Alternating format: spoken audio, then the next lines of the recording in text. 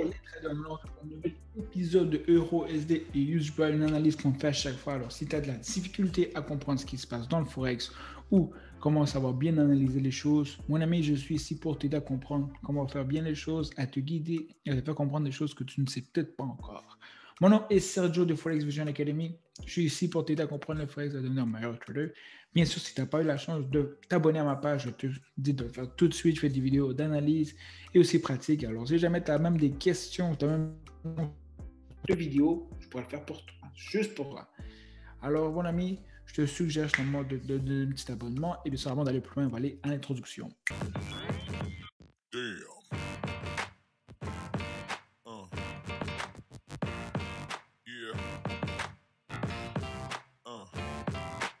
Alors, comme je le dis à chaque fois, bienvenue les amis, tous ceux qui sont ici pour la première fois. Bienvenue à toi, c'est toujours chaud au cœur d'avoir toujours de nouvelles personnes qui écoutent ces vidéos-là. On va aller dans le jus des choses. Alors, comme vous le savez, la semaine passée, ça a été quand même beaucoup de nouvelles. Mercredi, ça a eu beaucoup de volatilité. On a pu voir justement que EuroSD et YouTube, il y a eu des grosses chandelles qui ont été formées. Alors, pour cette semaine, les nouvelles, lundi, très calme. Pour mardi, c'est un peu la même chose. Pour mercredi, on revient un peu à la même chose que la dernière fois. Beaucoup de nouvelles quand même importantes pour l'euro en matinée.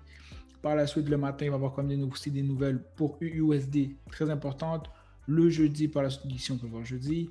On a quand même des nouvelles à 4 heures qui sont quand même super importantes. JBP, mais on n'est pas pour nous JBP. Et vendredi, il va y avoir quelques nouvelles. Alors, il faut vraiment se dire en tête que mercredi, il va y avoir des nouvelles quand même assez importantes qu'il faudra garder en affût. Alors, on peut le voir depuis les dernières semaines que graduellement, USD reprend sa montée. On avait pu voir ici que le marché avait fait un retracement assez important à 50%. Par la suite, le marché a décidé de remonter graduellement.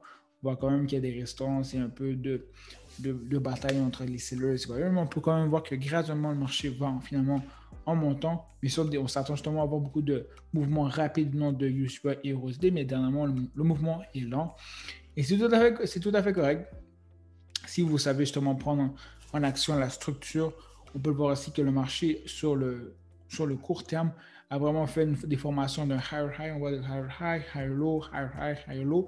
Alors, il y a une belle formation qui s'est faite graduellement. Si exemple, on va sur Daily, on peut voir justement que le marché avait déjà atteint un high le 30 mars. Alors, depuis le 30 mars, on n'a pas eu la chance de revoir le marché remonter jusqu'à partir de la semaine passée qu'on a pu voir le 17 juin. Le marché retouché cette zone justement de résistance qu'elle n'avait pas su depuis plusieurs mois et finalement en ce moment elle l'a justement retouché. On peut voir également que le marché est en train d'aller vers le haut. Comme vous le savez déjà sur Daily, on est sur Daily, on a une belle tendance haussière. On peut revenir sur le weekly, on a déjà 1, 2, 3, 4 chandelles quand même importantes qui nous démontrent sûrement que le marché continue sa montée.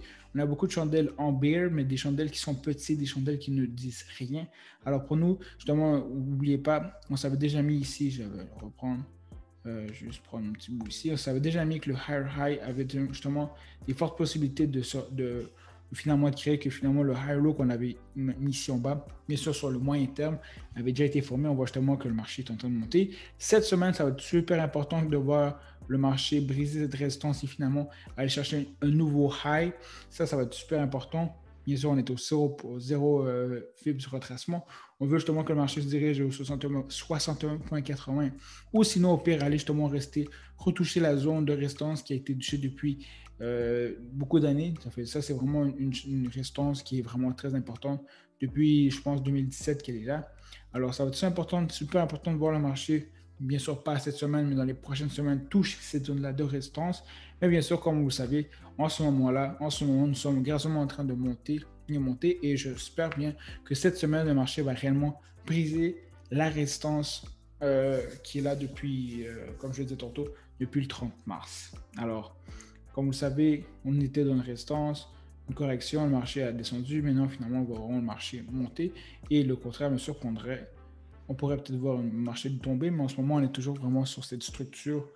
Bien sûr, à court terme, on voit vraiment une montée. Sur le moyen terme, on voit aussi une montée. Sur le long terme, on est aussi sur une montée. Alors, tout dit justement qu'on s'en va vers le haut.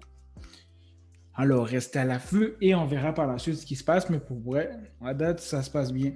Ça se passe très bien. Pour EuroSD, justement, j'en avais parlé la semaine passée. Au USD, on était à peu près, je veux dire, par ici. On voyait justement que j'avais déjà dit que le marché avait touché finalement le high qui a déjà été touché précédemment. Mais sur ce high-là était le lower high. Le marché a justement décidé de revenir retester le lower high précédent.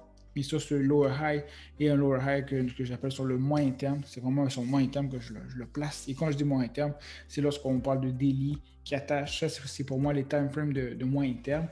Et bien sûr, alors c'est sur le moyen terme vraiment qui était formé. On a pu voir vraiment quasiment beaucoup de chandelles en daily qui ont été démontrées, qui s'en allaient vraiment vers une descente. On aurait pu croire qu'à ce moment-là ici, on va faire un petit zoom, à ce moment-là ici, lorsqu'on voit la chandelle ici qui s'est créée, le marché aurait monté. Mais c'est pour ça que j'ai toujours dit, attendez vraiment de voir une brisure de structure avant de mettre un buy. Parce que on est toujours sur le long terme dans une structure baissière. Alors, ça ne sert à rien d'aller dans le sens inverse du marché lorsque vous savez que c'est simplement à court terme que le marché était justement d'un mouvement haussier. Et c'est bien ça qui s'est passé. Le marché était justement une montée d'un mouvement à court terme haussier. Alors, bien sûr, maintenant, le marché fait simplement reprendre la route qu'elle a justement décidé d'avoir. Si on regarde sur Weekly, le marché, justement, on savait que depuis plusieurs semaines et mois avait monté. Mais on savait justement que sur le long terme, on était justement sur le long terme, on était justement dans ce long mouvement bear. Bien sûr, sur le moyen terme, on avait été sur plusieurs semaines dans cette correction qui a été faite. On peut regarder ici. Là, vous pouvez voir que justement le marché est vraiment sur une belle descente. Simplement pendant plusieurs mois, et même je dirais pendant une année, je pense que le marché était vraiment sur cette correction qu'elle a formée. Et depuis les derniers mois, on peut vraiment voir que le marché a repris justement sa descente vers le bas. Et bien sûr, ici, ça a été justement très, très, très bien démontré. Le marché est arrivé ici.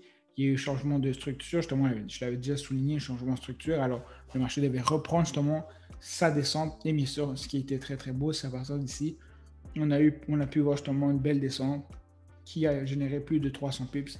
Si je ne me trompe pas, ça a été justement à partir du FOMC de la nouvelle de mercredi. Et par la suite, le marché a simplement suivi la nouvelle et ça a créé justement une belle descente. Et il n'y a pas eu de surprise pour de vrai. Ça, c'est pas une surprise. Si vous avez réussi à le prendre, félicitations parce que c'est pas une surprise.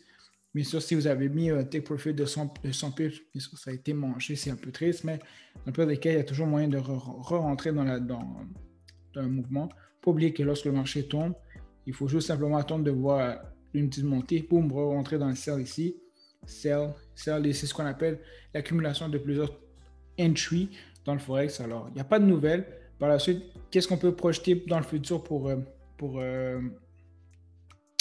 EURUSD? Je me suis mis justement mon Fibs Extension. Fibs Extension, c'est vraiment pour aller chercher les take profits sur le long terme. On peut voir justement que le marché a déjà atteint les 61,80, qui est justement le prochain long mouvement qui va se former. On peut s'attendre à que le marché atteigne au 100% ou même le marché aille jusqu'au moins 127. Est-ce que le marché pourrait aller au moins 61? Possibilité, mais ça, on va aller justement avec où est le trendline en ce moment. Et on pourrait se dire que le marché va peut-être atteindre la zone du 127 extension qui est à 1,4592 l'euro US. Et ce serait très probable. Bien sûr, ça ne se fera pas en une journée, mais c'est toujours bon de savoir, de se projeter dans le futur.